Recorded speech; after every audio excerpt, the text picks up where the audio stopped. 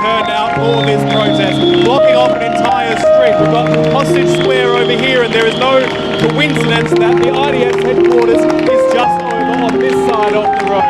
The idea behind these thousands of Israelis showing up tonight is that they want to make their voice heard to a government they believe aren't listening to them. We can't continue endless and losing all these people and all those.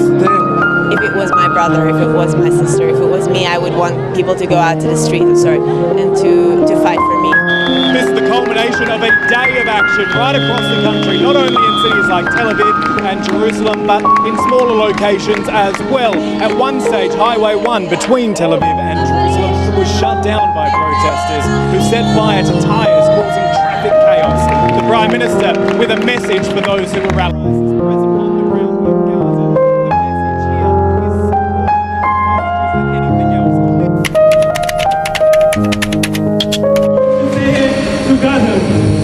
To say it loud so the whole world can hear us.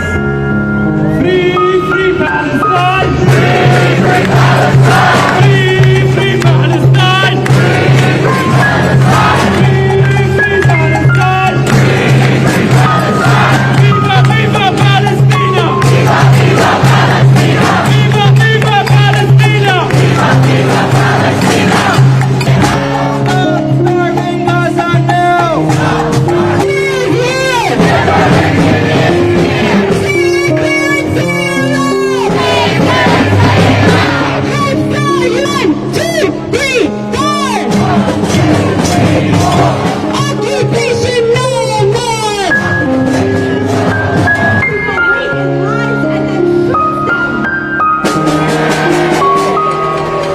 We are gathered here today to show the Trump administration and the ruling class that we will not despair, that we will take action against their heinous crimes.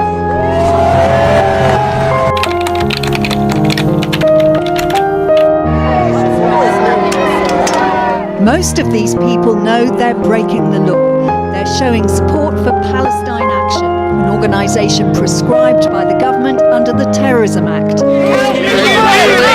Within minutes of the silent protest beginning, teams of officers were making arrests, not always easily. I am about to be arrested, that's correct, yes. Why are you happy to be arrested? I'm a retired consultant surgeon. We are here to protest about the genocide that's occurring in Gaza. The actions of hundreds of marker pens that have brought so many police to Parliament Square today. Everybody here demonstrating that opens them up to being arrested, and it's something that most of them are willing to face. I know that Palestine Action are carrying out important work. I think it's absolutely the case they should not be a terrorist organisation. Are you prepared to be arrested then? I am assuming I'm going to be arrested any minute now, yes. Oh, are you? Really? That's the police are getting closer and closer. So you've got an overnight bag? I've got my pyjamas in my bag, I've got a book to read in the police station. Happy to do my small bit in the face of genocide. Plenty of others willing to do their bit too. The Metropolitan Police say they're confident they've arrested everyone at the protest with a placard expressing support for Palestine Action, a fact disputed by the organisers Defend Our Juries, who say it was only a fraction. Up to a maximum sentence of 14 years in prison, putting more strain on an already overcrowded system. Every time you process Pressure on the system to effect change is, of course, what all this is about. But at what cost? Police say they've spent over £50 million staffing pro-Palestine demonstrations in the months since the start of the Israel-Gaza war. Stop starving Gaza! Stop starving Gaza! It was the protest that brought Sydney to a standstill. Thousands marching across the harbour bridge. Despite the rain that come from all over the city and beyond. It's a sign of the turning point of the opinion in this country, and it's a sign that people aren't going to put up with it anymore. The choice of location was intended to send a powerful message.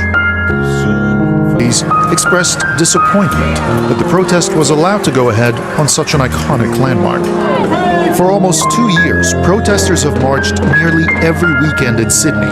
This time was different. If this is your first march for Palestine, welcome. Everyone from everywhere is here.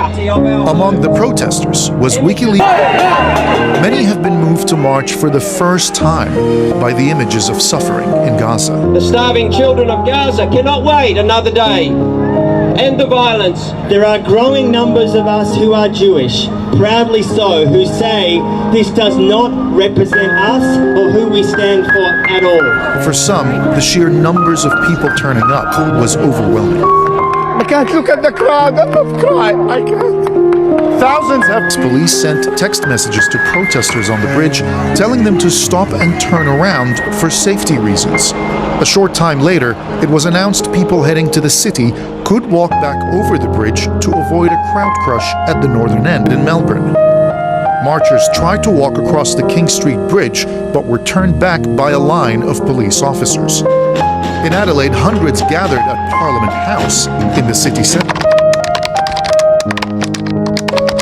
It was the largest protest rally in decades. An estimated 100,000 people took to the streets of The Hague on Sunday to demand the government finally draw a red line against Israel. Families came from all over the country wearing red clothes. Cities around the country have now adopted the word genocide to describe Israel's actions in Gaza. Yet to lead to different policies. Israel and the Netherlands still have an important military relationship, and the so-called association weekend will continue to pressure the government to put its words into real action. Step 5.